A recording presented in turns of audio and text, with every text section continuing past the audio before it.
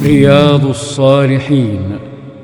وعن أبي زيد أسامة بن زيد بن حارثة مولى رسول الله صلى الله عليه وسلم وحبه وابن حبه رضي الله عنهما قال: أرسلت بنت النبي صلى الله عليه وسلم: إن ابني قد احتضر فاشهدنا.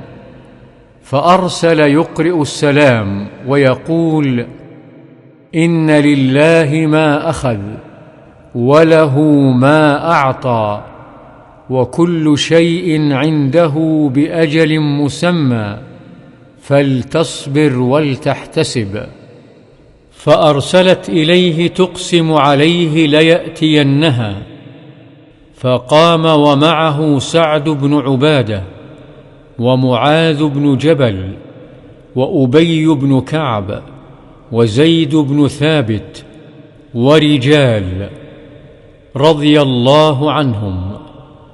فرفع إلى رسول الله صلى الله عليه وسلم الصبي، فأقعده في حجره ونفسه تقعقع، ففاضت عيناه. فقال سعد: يا رسول الله، ما هذا؟